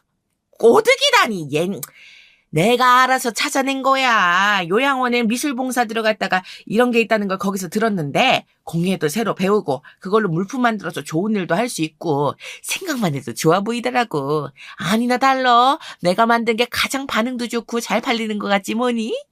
하여간에 내가 엄마 또 이렇게 우쭐하고 계실 줄 알았어. 아무튼 좋은 일 하신다니까 보람되긴 하네. 근데 엄마 쉬엄쉬엄 하셔. 엄마는 항상 이것도 하고 저것도 해야 직성이 풀리시잖아. 늘 이것저것 참견도 다 하셔야 되고. 그런 것 때문에 언제 한번 과로에 걸리실 수 있어. 으이그 엄마가 어련히 알아서 하지. 그래도 우리 막내 미영이만큼 아빠 엄마 걱정해주면서 그런 말 해주는 사람도 없다. 마음 씀씀이로는 우리 미영이가 최고야. 스스로 어른이라 칭하기에는 여전히 민망했지만 다 큰 어른이 되고 나서 제가 느낀 점은 저에게는 저 나름의 제 형제들이 따라오지 못하는 강점이 있단 것이었어요. 그건 바로 거의 본능적으로 사람을 챙기는 것이었는데요. 큰오빠는 자기 주장을 제대로 못하는 사람이라서 자기 앞가림하기 바쁜 유형이었고 언니는 뭐든지 부모님께 인정받고 싶어서 행동하는 사람이었으나 달리 보자면 그건 부모님께 인정받는 최고의 자식인 나 자신이 목표였으며 그것에 도취되어 있었죠. 작은 오빠는 워낙 자기 길만 독립적으로 걸어가는 사람이었으니 말할 필요도 없었고요. 그래서 친정 부모님께서는 저에게 아기자기한 맛을 느끼셨던 것 같아요. 날씨가 계속 습한데 건강은 괜찮으신지 주말에 놀러가서 찍으신 옷 색깔이 형광인데 그건 어쩌다 사시게 된 건지 새로 시작하신 일들은 어떻게 되어가고 있는지 이런 걸 언제나 체크하면서 살피는 건 형제들 중에 저뿐이었어요. 친정아빠께서는 이런 저 덕분에 딸 키우는 최고의 보람을 느끼신다며 싱글벙글이셨죠. 정작 저는 친정아빠께서 새로 도전하신 일 때문에 머리가 아팠는데 말이에요. 예전 같았으면 정말 상상도 못했을 일을 친정아빠께서는 시작하셨는데요. 저는 걱정이 많았으나 정작 친정아빠께서는 무척 의연하셨고 눈에는 총기가 가득하셨어요. 혹자는 나를 보며 그러더구나. 평생 고지식하게 글자만 보고 누굴 가르치기만 하다가 죽을 것 같다고 말이야. 하지만 나는 그 말이 틀렸다고 생각하며 살아왔단다. 나는 언제나 일 욕심이 강한 사람이었어. 그 일이 어떤 것이냐는 것은 사실 그렇게 중요하지가 않았지. 내가 지금 이 일을 시작해보니 지난 세월 분명히 나는 온실 속에 갇혀 있었다는 생각이 들긴 하더구나. 이제서야 나는 입으로만 떠든 것이 아니라 진실로 노동의 가치를 아는 사람이라고 말을 할 수가 있게 되었어. 노동의 가치란 언제 어디서든 신성한 것이지. 친정아빠께서 강조하신 것은 바로 내려놓음이었어요. 그건 결코 쉽지 않은 일이었죠. 제 형제들도 고개를 절레절레 흔들었으니까요. 친정아빠를 걱정하면서도 그러나 단번에 지지의 뜻을 보낸 건 넷 중에서 저 혼자였습니다. 그래서 친정아빠께서는 저에게 무척 고마워하셨지요. 저를 보면서 자식 농사가 잘 되었음을 깨닫는다고 하셔서 제가 아주 몸둘 바를 몰랐네요. 참고로요. 제 형제들이 학창시절부터 두각을 보이며 잘난 행보만 선보였던 인물들인데도 친정 부모님께 칭송을 받지 못한 이유가 있었습니다. 또한 친인척들이나 주변 사람들이 저 집은 애들이 대단하다고 굳이 놀라지 않은 이유도 있었고요. 그건 바로 어쩌면 당연하게도 제 친정 부모님부터가 무척 대단하신 분들이었기 때문이에요. 친정엄마께서는 학창시절에 선생님 말을 안 듣고 머리 모양을 아주 특이하게 만들고서 등교를 하거나 가방을 독특하게 변형시켜 들고 다니는 학생이었다고 외삼촌께 전해 들은 바 있는데요. 수업 시간에도 늘 그림만 그리는 등 딴청을 피우는 불량 학생이었으나 신기하게 성적은 중상위권을 유지했고 그림에 소질이 있었다는 사람이 바로 제 친정엄마이셨습니다. 외갓집 자체가 당시에 예술을 익히겠다고 외국 유학을 다녀오기까지 하던 집안이었으니 그런 쪽으로 재능을 타고났음은 물론 재력도 뒷받침되는 집안이었지요. 친정엄마께서는 그림을 그려서 개인전을 열기도 하셨고 피아노 학원을 운영하시기도 하셨으며 직접 옷을 디자인하시기도 한 정말 다재다능한 분이셨어요. 단지 재능이 있다는 것만으로는 설명이 안 되고 굉장히 여러 분야에 욕심이 많고 바쁘게 사시는 분이었지요. 그리고 친정아빠께서는 우리나라 사람이라면 모를 수도 없는 최고 명문대 중에 한 곳에서 교수직을 역임하셨습니다. 뉴스에 얼굴을 비추며 인터뷰하신 적도 몇 번 있었고요. 책도 여러 권 내셨어요. 외국 대학에 초청을 받으신 건 너무 여러 차례라서 세는 게 의미가 없을 거예요. 친정아빠께서 이런 분이셨으니 큰오빠가 차마 공부하기 싫다는 소리를 입 밖으로 내지 못하고 살아왔던 거였고 언니가 그 뒤를 잇는 게 자기가 되고 싶어서 미친 듯이 열심히 살면서 성공에 집착하였던 것이었죠. 뛰어나신 친정 부모님 아래에서 저는 별 볼 일 없는 유일한 자식인 것 같아서 씁쓸했던 적도 있었으나 과거는 과거일 뿐 저는 이제 저만의 인생을 잘 살아가고 있었습니다. 그러다가 드디어 제가 마음에 맞는 상대를 만나게 되었어요. 어떠한 조건도 공개하지 않고 만나게 된 남자였습니다. 무심하지만 사력 있고 냉정하지만 잔정이 있는 그런 재미있는 남자였어요. 키가 엄청 큰 것도 얼굴이 아주 잘생긴 것도 아니었지만 어딘가 눈길이 계속 가는 매력도 있었고요. 무엇보다 사람에게서 뿜어져 나오는 기운이라는 게 여유가 있었어요. 마치 다른 사람의 시선이나 의견 따위는 별로 중요하지 않다고 온몸으로 외치고 있는 것처럼 보였다고나 할까요?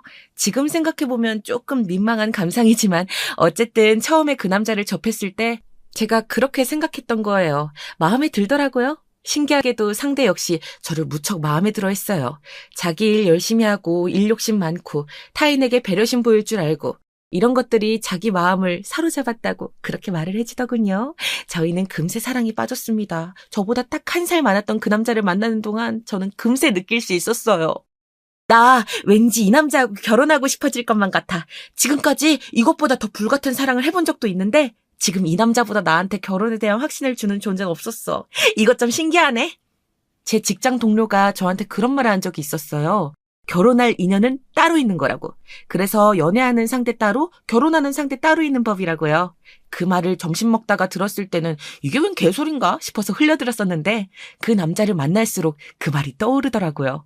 이 남자가 제 인생 최고의 사랑은 아니었으나 어딘가 결혼 상대 같다는 느낌이 계속해서 들었어요. 제가 진지한 자세로 연애를 하고 있다는 소식에 제 형제들이 일제히 관심을 보여왔지요. 언니가 먼저 같은 여자끼리라서 그런지 대놓고 물어보더군요. 야, 미영아, 너 지금 만나고 있다는 그 남자친구 집이 어디야? 지금까지 돈은 얼마나 모았다고 해? 차는 뭐 끌고 다녀? 아, 맞다. 그 부모님은 뭐 하시는 분들이래? 집안에 유명인 혹시 있다고 하든? 아, 언니, 어쩜 그렇게 하나도 빼놓지 않고 전부 다 속물적인 질문일 수가 있어? 성격이 어떤지, 나랑 잘 맞는지 이런 거 하나쯤은 넣어줄 수 있는 거잖아. 나는 우리 집안 막내가 이상한 놈한테 잘못 코 깨워서 시집갈까 봐 그러지. 야, 속물적인 것보다 정확한 것도 은근히 세상에 없다? 나랑 네 형부를 봐. 서로가 아주 정확하게 따지고 쟀더니 결혼 생활하면서 서로에게 실망하거나 놀란 적이 없어. 이미 파악이 다 완료되었거든. 결혼은 안정적인 게 최고야. 보통 그걸 안정적이라고 표현하나? 난 잘 모르겠네. 아무튼 내 눈에는 아주 괜찮은 사람으로 보이고 같이 있으면 재밌고 행복해.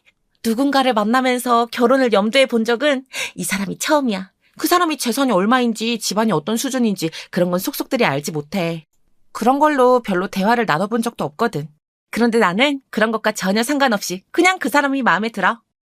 너무 낯간지러운 감상이었나 싶어서 살짝 후회했었는데요. 저와의 대화가 인상이 깊었던 것인지 언니는 그걸 또 친정 부모님께 고지고대로 일러바쳤습니다. 아니, 고지고대로가 아니라 부풀릴 대로 부풀려서였다고 보는 게 더 맞을 것 같아요.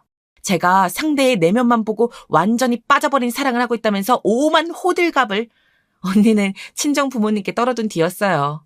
어쩐지 제가 친정 부모님을 찾아뵈었을 때 두 분이 무척 심각한 낯으로 저보고 결혼 언제 할 거냐고 물어보시더라고요. 그때는 아직 그 남자와 결혼을 하지 말지 이런 얘기도 정확하게 안 나왔던 시점인지라 무척 당황스러웠습니다. 하지만 더욱 당황스러웠던 점은 저에게 적극적으로 해명하고 부정할 마음이 들지 않았다는 사실이었어요. 그때 깨달았죠. 그 남자와 정말로 결혼까지 제가 생각하고 있었다는 걸요. 데이트하면서 이런 마음을 몇 번 표현했고 저는 얼마 후 그 남자의 청혼을 받게 되었습니다. 저희들이 비슷한 점이 있었는데 가족을 세상 그 무엇보다 소중하고 중요하게 여기면서도 스스로 판단하고 결정하고 독립적인 행보를 보인다는 것이었어요. 그러니까 요약하자면 알아서 뜻대로 하는 스타일이었던 것 같아요. 그래서 저희는 당사자인 저희가 결혼을 하고 싶어졌으니 양가 어른들의 의사와는 별개로 어쨌든 결혼을 하게 될 거라고 은연중에 생각을 해버렸던 듯 싶어요. 지금 돌아보면 엄청 무대뽀 같은 성격들이었네요. 불도저 같아서 이미 결혼을 확정한 것처럼 저희는 행동한 사람들이었으니 여기서부터는 편의상 그 남자를 남편으로 칭하고 그 집안을 제 시댁으로 묘사해 볼게요. 예비 며느리인 저를 시어머니께서는 꽤 반겨주셨어요. 시아버지께서는 무척이나 무뚝뚝하셔서 말수가 엄청 적으신 분이셨고요. 남편의 남동생이자 3남매의 막내인 시동생은 또래보다 일찍 결혼한 통에 열심히 사회생활에 매진하느라 회사에 많은 시간과 에너지를 쏟고 있었어요. 얼른 회사에서 탄탄한 입지를 구축하고 싶었던 게 당시 시동생의 욕심이었다고 하더라고요. 자연스레 시어머니께서는 남편, 자식들 모두 거리감이 있으나 심심하셨던 거예요. 저의 등장에 반색을 하셨던 이유가 바로 그것이었죠. 일단 묻지도 따지지도 않고 저를 향해 잘 왔다고 해주셨어요. 새 며느리가 생긴다면 나야 좋지. 나 데리고 브런치 먹으러 가고 백화점 구경 가고 이런 거 해달라고는 어인간 생심 바라지도 않으니까 그저 종종 대화나 나누고 밥 한 끼나 먹고 이랬으면 좋겠구나. 그런 며느리라면 나는 무조건 환영이야. 제가 말주변이 그렇게 좋은 편이 아니라서 걱정이 좀 되지만 저 나름 최선을 다해서 어머님과 재밌는 대화도 많이 나누고 즐거운 체험도 많이 해보도록 할게요. 앞으로 좋은 추억 많이 쌓아갔으면 좋겠어요. 어머나 어쩜 이렇게 말을 교양 넘치게 잘할까. 나는 우리 둘째 녀석이 하도 목석 같고 재미대가리가 워낙 없어서 언젠가 꼭 자기 같은 여자를 데려와서 결혼하겠다고 인사를 할 거라 예상했었고 정말 각오를 다 마친 뒤였는데 이런 행복한 반전이 다 있나? 이럴 줄 알았으면 내가 우리 둘째한테 왜 이렇게 정남이 뚝뚝 떨어지게 행동하냐면서 잔소리하는 걸 좀 줄이고 덜했을 텐데 말이야. 저는 며느리 될 입장이었으니 최고의 강권은 무조건 시어머니일 수밖에 없었는데요. 그러신 분이 저를 반겨주시니까 기분이 좋더라고요. 안심도 되었고요. 그런데 남편을 두고 목석이니 재미대가리가 없다느니 이렇게 표현을 하셔서 이게 뭐지? 싶었더랬죠. 제가 남편에게 직접 물어봤었어요. 저는 남편의 성격을 괜찮게 생각하는데 왜 시어머니께서는 그렇게 표현하시는 건지 아무래도 의문이었으니까요. 그랬더니 남편이 한숨을 좀 내쉬더니 이렇게 말을 해주더군요. 내가 친구들보다 변성기도 늦게 오고 사춘기도 늦게 온 편이었어. 그래서 중학교 때까지만 해도 집에서 마치 딸 같은 아들이었거든. 그러다가 고등학교를 기숙사 있는 데로 가게 되었고 대학교 시절은 외국으로 교환학생 다녀오고 군대 다녀오고 이러느라 정신이 없었지. 취업을 하고 나서야 일상이 안정적으로 돌아가기 시작했는데 그때 엄마가 충격을 받으시더라고. 그 애교 많고 살갑던 아들이 어디 갔냐면서 왜 이렇게 무뚝뚝하고 겸언쩍어하는 아들이 되었냐고. 많이 놀라셨어. 내가 대학 생활을 너무 아무렇게나 해서 이렇게 된 거 아니냐고 하시더라. 나보고 외국을 다니는 게 아니었냐면서 잘못된 판단이었다고 하시던데. 뭐? 아니 그러니까 오빠는 고등학교 때부터 성격이 그전하고 확 달라졌던 것인데 어머님께서는 그걸 너무 뒤늦게 알아차리셨고 오빠가 외국 생활을 했던 탓에 성격이 그렇게 됐다고 보신 거야? 그런데 오빠, 내 생각에는 오빠 성격이 혹시 친탁한 거 아니야? 아버님 쪽을 닮았다고 치면 딱 맞아떨어지지 않아? 나도 그렇게 생각해. 그리고 엄마도 솔직히 속으로 그런 짐작은 하고 계실 텐데 과묵한 아버지한테 하도 될 대로 대이시며 마음고생을 많이 하셨던 분이라 그런 가정을 하고 싶지 않아서 자꾸만 부정하시는 것 같아. 알고 보니까 시아버지께서는 옛날에 회사에서 승진했다는 것도 시어머니께 말씀을 안 하셨던 분이시래요. 딱히 숨기신 건 아니었고 그냥 말씀을 안 하시다 보니까 1년, 2년 시간이 흘렀다고 하는데요. 그 정도로 말씀을 잘 안 하시다 보니까 시어머니께서는 학을 떼시게 된 거죠. 아무튼 그렇기 때문에 시어머니께서는 말벗 상대라든지 당신께 활력을 줄 수 있는 상대를 너무 원하시게 된 것 같았어요. 젊으셨을 때야 친구분들하고 노시면 됐지만 나이가 드시고 나니까 주변 사람들도 전부 손주들 돌보느라 효도여행 가느라 이래저래 바빠졌던 모양이에요. 그리고 시어머니께서도 이제는 가정 안에서 안정적으로 많은 걸 누리고 싶으셨던 거겠죠? 시누이가 결혼한 이후로 갑자기 제주도로 가버리는 바람에 크게 상심하셨던 시어머니께 그나마 한 줄기 위안이 되어주었던 존재는 시동생의 배우자, 즉 저의 동서였다고 합니다. 재수 씨가 어떤 사람이냐고? 글쎄, 나도 안 친해서 잘 모르는데. 주변에 사람이 많고 발 넓은 사람이라는 정도로만 알고 있어. 아, 그리고 집이 좀 형편이 넉넉한 편이라서 재수 씨는 따로 일을 안 다니고 그냥 지내는 중이야. 친정집에서 받는 원조가 있으니 재수 씨는 별 걱정 없어 하거든. 아, 그분이 지인들이 많기 때문에 시간이 잘 없어서 어머님하고 매번 놀아드리지 못하는 거였구나. 이제 어떻게 돌아가는 건지 알겠네. 왜 어머님께서 브런치이니 백화점이니 이런 말씀을 하셨던 건지도 알겠어. 그 동서라는 분이 그런 걸 하시면서 평소에 다니시는 분이구나. 왠지 감이 잡혔습니다. 남편하고 결혼하면 멀리 사는 시누이를 제외했을 때 저와 시어머니와 동서가 여자 셋 조합이 되는 것이었으니 제가 어느 정도는 알아두는 게 낫겠다고 생각했어요. 동선의 친정이 정확히 뭐라는 집안인지는 알 수 없었으나 경제적인 어려움 없이 여유롭게 살아왔으며 시부모님께서 동서를 무척 마음에 들어 하셔서 단박에 시동생과의 결혼을 성사시켰다는 것은 확실하게 알아두었죠. 동서라는 든든한 선례가 있기 때문에 제가 딱히 제 소개를 그럴싸하게 하지 않아도 바로 결혼 이야기 진행 단계로 넘어갈 수 있었던 것 같아서 그 부분은 제가 고마운 마음이었습니다. 친정집이 잘 사는 며느리는 이미 충족이 되었으니 새로 들어온 저까지 굳이 잘 사는 집안 딸이 아니라도 괜찮았던 것이지요. 참고로 시댁은 시아버지께서는 유명한 중견기업에서 임원직을 지내시다가 정년 퇴임을 하셨고 그러시자마자 다른 작은 기업들에게 자문을 해주시는 일을 하면서 지내시는 중이었습니다. 능력 있고 멋진 분이셨지요.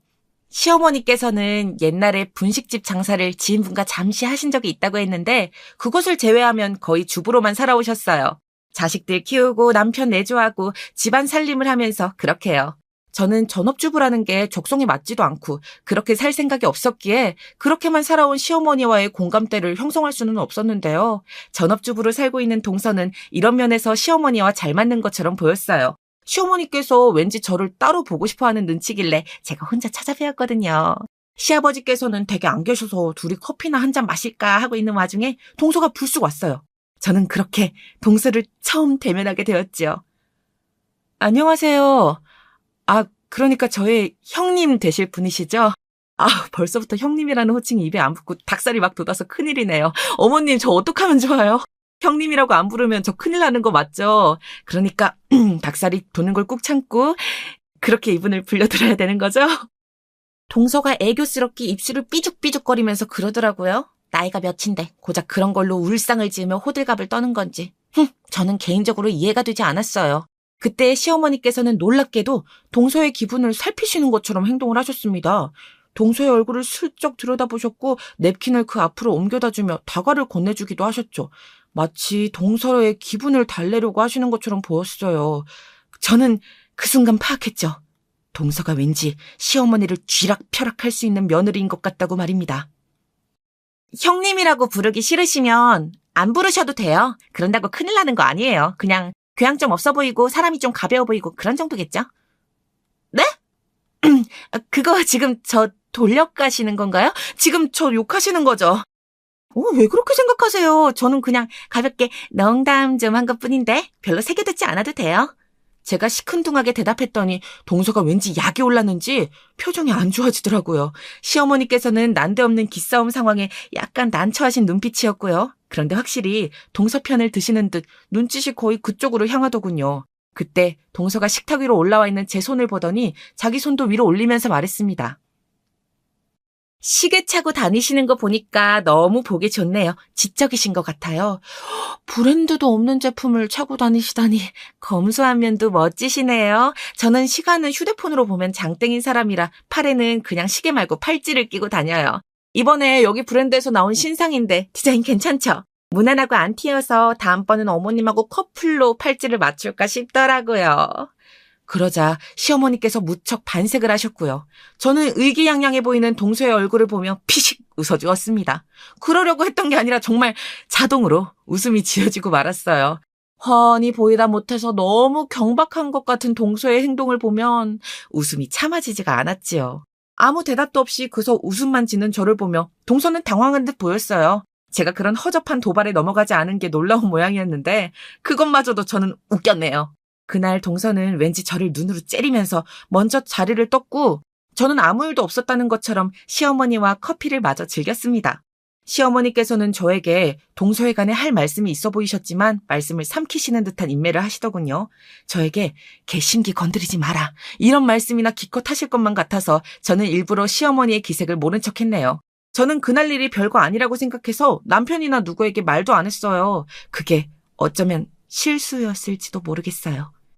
상견례가 잡혔는데 동서도 참석하기로 되었습니다. 인원을 맞추다 보니 그렇게 되었던 핑계였던 것 같아요. 시댁 측에서는 시부모님, 시누이, 시동생, 동서, 그리고 남편이었고요. 저희는 친정부모님, 큰오빠, 언니, 작은오빠, 그리고 저, 이렇게 각각 6명이었네요. 자리가 넉넉한 룸이 있는 한정식 집에서 진행이 되었고요. 분위기가 제법 괜찮았어요. 서로의 집안에 대해 별로 정보가 없었기 때문에 그런 질문이 서로 간에 오가기도 했습니다. 참고로 일전에 저는 제 친정 식구들을 아주 간단하게 이런 식으로 시댁에 소개해 놓은 바 있었어요. 제 형제들은 다 결혼해서 맞벌이 중이고 아빠는 소일거리를 하며 지내시고 엄마는 수공예품을 만들어 봉사활동을 하신다고 말이지요. 틀린 말은 없었으나 많은 추가 설명이 필요했기에 오늘 이 자리에서 할 예정이었어요. 그런데 제가 입을 때려던 찰나 동서의 놀란 음성이 더 먼저 공간에 조용히 울려 퍼졌습니다. 어라? 잠깐만. 암만 해도 우리 아파트에서 본 경비 아저씨 같으신데? 제가 그걸 듣고서 소스라치게 놀랐어요.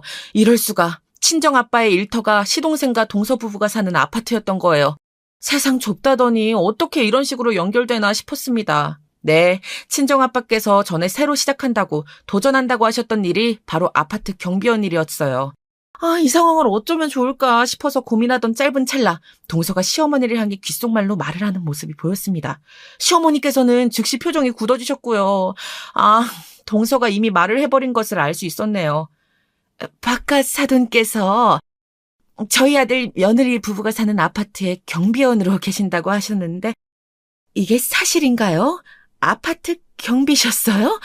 참나, 이건 상상도 못 해본 건데요. 형님께서 태도가 너무 당당하시기에 뭐라도 있는 집안인 줄 알았건만 겨우 이 정도였다니 저 너무 당황스러우면서도 실망스럽고 마음이 복잡합니다.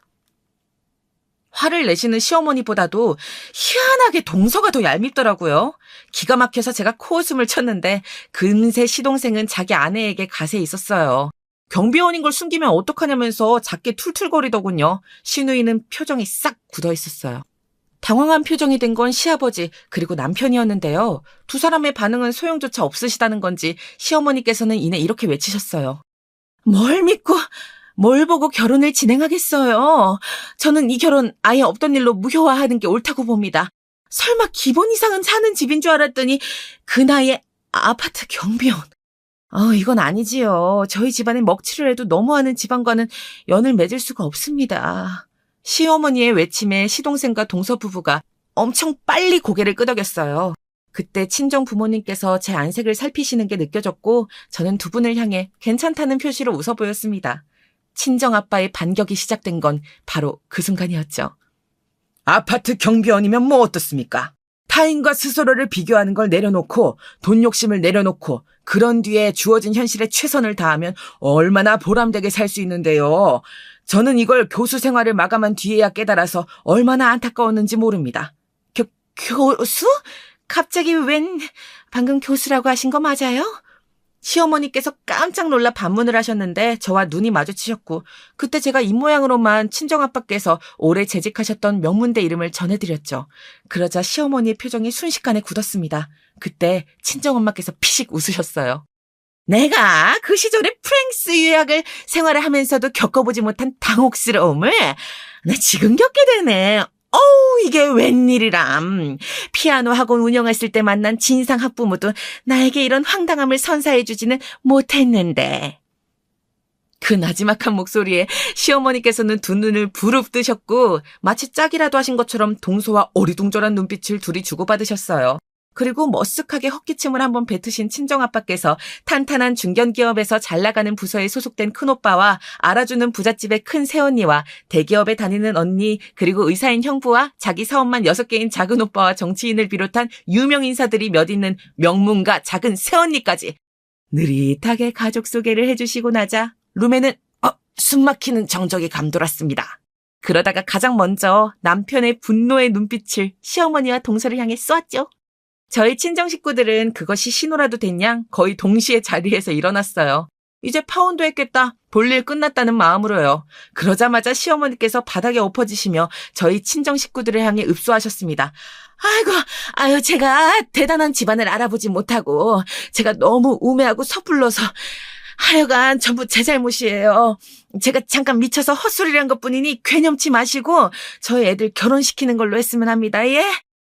대체 왜 그런 분이 저희 아파트 경비원일을 하셔서 아니 이게 아니고 무조건 저희가 죄송합니다. 제 와이프가 너무 건방졌죠. 제가 사과드립니다. 죄송합니다. 형수님 저희 앞으로 사이좋게 지내요. 갑자기 저보고 형수님이라고 하는 시동생의 태도에 어이가 없었네요. 이렇게 손바닥 뒤집듯 태도가 돌변해도 되는 건가 싶었습니다. 그리고 동서는 눈물이 그렁그렁해진 채로 고개를 푹 숙였어요. 제가 자리를 완전히 망쳐놨네요. 죄송해요. 저는 사실 형님이 처음 봤을 때부터 마음에 들었고 친해지고 싶었어요. 제발 한 가족이 되어주세요. 제가 동서를 잘 아는 건 아니었으나 눈물이 그렁그렁한 동서를 보자 너무 낯설더라고요.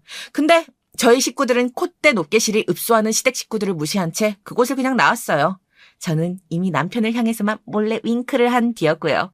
자기 가족들이 어떻게 나오든 동조하지 않는 남편의 태도를 보면서 저는 이 남자와 결혼하겠다는 결심을 철회하지 않았답니다. 그 이후로요? 제발 용서해달라고 정신나간 실수였다고 시어머니와 동서를 필두로 한 시댁 식구들의 사과가 이어졌죠. 저희 친정 식구들은 결국 그 사과를 받아주었는데요. 다 생각이 있었답니다. 이후의 이야기는요. 저는 남편과 결혼을 했고요. 남편은 한마디로 대릴 사위가 되었어요. 거의 저희 집안 식구처럼 돼버렸죠. 그리고 시부모님께서는 끝내 이혼을 하셨어요. 극심한 성격 차이가 이유였는데 시아버지께서 먼저 이혼 요구를 하셨다고 하네요. 시누이는 제주도로 다시 가서 거의 자기 친정과 손절을 하였고 시어머니와 동서는 대판 싸웠다고 합니다. 그러면서 시동생과 동서도 싸웠고요. 찬바람이 부는 관계들이 됐는데 어느 정도는 자업자득이겠죠? 부디 당사자들이 그렇게 생각하기를 바라네요.